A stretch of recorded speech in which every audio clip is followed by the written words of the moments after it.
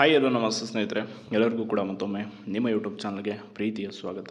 ಯಾರು ನಿಮ್ಮ ಚಾನಲ್ಗೆ ಸಬ್ಸ್ಕ್ರೈಬ್ ಮಾಡಿಲ್ಲ, ದಯವಿಟ್ಟು ಸಬ್ಸ್ಕ್ರೈಬ್ ಮಾಡಿ ಅಂತ ಹೇಳ್ತಾ, ಈಗಾಗಲೇ ನಿಮ್ಗೆ ತುಂಬ ಜನ ಪ್ರಶ್ನೆ ಕೇಳಿದ್ರಿ. ಏನು ಅಂತಂದರೆ BMTC ನಿರ್ವಾಹಕ ಹುದ್ದೆದು ಉಳಿಕೆ ಮೂಲದೊಂದದ್ದು ತಾತ್ಕಾಲಿಕ ಆಯ್ಕೆ ಪಟ್ಟಿಯನ್ನು ಮಾತ್ರ ಪ್ರಕಟ ಮಾಡಿದ್ದಾರೆ. ಬಟ್ ಇನ್ನೂ ಕೂಡ ಅಂತಿಮ ಆಯ್ಕೆ ಪಟ್ಟಿಯನ್ನು ಪ್ರಕಟ ಮಾಡಿಲ್ಲ, ಹಾಗೆ ಆದೇಶ ಪ್ರತಿಯನ್ನು ಕೂಡ ನೀಡಿಲ್ಲ. ಈ ಕಾರಣಕ್ಕಾಗಿ ಹಲವಾರು ಜನ ಅಭ್ಯರ್ಥಿಗಳು ತುಂಬ ಜನಕ್ಕೆ ಪ್ರಶ್ನೆ ಕೇಳಿದ್ರಿ, ಏನು ರೀಸನ್ನು, ಯಾಕೆ ಅಂತ. ಈಗಾಗಲೇ ನೋಡ್ತಾ ಇರ್ಬೋದು, ಇದೊಂದು ಮನವಿ ಪತ್ರ ಸಂಬಂಧಪಟ್ಟ ಸಾರಿಗೆ ಸಚಿವರಾದಂಥ ರಾಮಲಿಂಗಾರೆಡ್ಡಿ ಅವರಿಗೆ ಈಗಾಗಲೇ ಈ ಒಂದು ಪತ್ರವನ್ನು ಅಭ್ಯರ್ಥಿಗಳು ಮೊನ್ನೆ ಹುಬ್ಬಳ್ಳಿಯಲ್ಲಿ ನೀಡಿದ್ದಾರೆ. ಯಾಕೆ ಅಂತಂದರೆ ನಿಮ್ಗೆ ಗೊತ್ತೇ ಇದೆ, ಇಲ್ಲಿ ವಿಷಯ ಇದೆ. ಈ ಮೇಲ್ಕಂಡ ವಿಷಯಕ್ಕೆ ಸಂಬಂಧಿಸಿದಂತೆ ಏನು BMTC ನಿರ್ವಾಹಕ ಹುದ್ದೆಯ ಉಳಿಕೆ ಮೂಲ ವೃಂದದ ತಾತ್ಕಾಲಿಕ ಆಯ್ಕೆ ಪಟ್ಟಿ ಪ್ರಕಟ ಮಾಡಿದ್ದಾರೆ. ಬಟ್ ಇನ್ನೂ ಕೂಡ ಅಂತಿಮ ಆಯ್ಕೆ ಪಟ್ಟಿ ಪ್ರಕಟ ಮಾಡಿಲ್ಲ, ಹಾಗೆ ಆದೇಶ ಪ್ರತಿ ಕೂಡ ನೀಡಿಲ್ಲ. ಈ ಎರಡನ್ನೂ ಕೂಡ ಬೇಗ ಮಾಡಿ ಸಂಬಂಧಪಟ್ಟ ಪರೀಕ್ಷೆಯಲ್ಲಿ ಪಾಸಾಗಿರುವಂಥ ಅಭ್ಯರ್ಥಿಗಳ ಕುಟುಂಬದ ನಿರ್ವಹಣೆಗೆ ನೆರವಾಗಬೇಕಂಗೆ ವಿನಂತಿಸ್ಕೊಳ್ತೀವಿ ಅಂಥೇಳಿ ಅಭ್ಯರ್ಥಿಗಳು ಮನವಿಯನ್ನು ಕೊಟ್ಟಿದ್ದಾರೆ. ಆದಷ್ಟು ಬೇಗ ನಾವು ಈ ವಿಷಯವನ್ನು ಕ್ಲಿಯರ್ ಮಾಡ್ತೀವಿ ಅಂತ ಸಾರಿಗೆ ಸಚಿವರು ಕೂಡ ಭರವಸೆಯನ್ನು ಅಭ್ಯರ್ಥಿಗಳಿಗೆ ಕೊಟ್ಟಿದ್ದಾರೆ. ನೀವು ನೋಡ್ಬೋದು, ಸಾರಿಗೆ ಸಚಿವರನ್ನು ಭೇಟಿಯಾಗಿ ಮನವಿ ಸಲ್ಲಿಸಿದಂಥ ಕ್ಷಣ ಅಭ್ಯರ್ಥಿಗಳು. ಆಮೇಲೆ ಇಲ್ಲಿ ಇನ್ನೊಂದು ವಿಷಯ ಇದೆ, ಮುಖ್ಯವಾಗಿ BMTC ನಾನ್ ವಿಭಾಗದ ನಿರ್ವಾಹಕ ಹುದ್ದೆ ಅಂತಿಮ ಆಯ್ಕೆ ಪಟ್ಟಿ ಪ್ರಕಟ ಮಾಡುವ ಕುರಿತು ಈಗ ಆಲ್ರೆಡಿ 2286 ಹುದ್ದೆಗಳಿದ್ದು BMTC ನಾನ್ ಅದು ಒಟ್ಟು ನಿರ್ವಾಹಕ ಹುದ್ದೆದು. ಇದರಲ್ಲಿ ತಾತ್ಕಾಲಿಕ ಆಯ್ಕೆ ಪಟ್ಟಿಯನ್ನು 20/1/2025 ಬಿಡುಗಡೆ ಮಾಡಿ 2 ತಿಂಗಳಾಗಿದೆ ಈಗ ಆಲ್ರೆಡಿ ತಾತ್ಕಾಲಿಕ ಆಯ್ಕೆ ಪಟ್ಟಿಯನ್ನು ಬಿಟ್ಟು.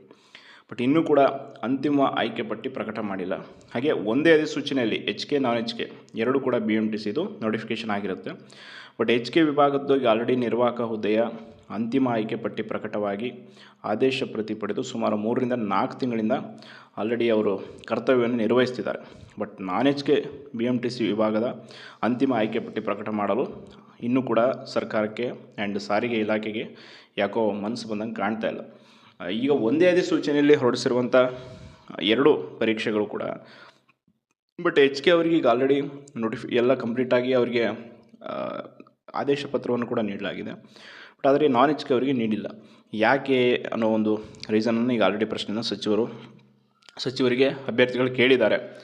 ಶೀಘ್ರದಲ್ಲೇ ಸಚಿವರು ಈ ಬಗ್ಗೆ ನಾವು ಇದನ್ನು ಬಿಡುಗಡೆಗೊಳಿಸ್ತೀವಿ ಅಂತ ಹೇಳಿದ್ದಾರೆ. ಬಟ್ ಅದೆಷ್ಟರ ಮಟ್ಟಿಗೆ ಆಶ್ವಾಸನೆ ಬೇಕಿಲ್ಲ.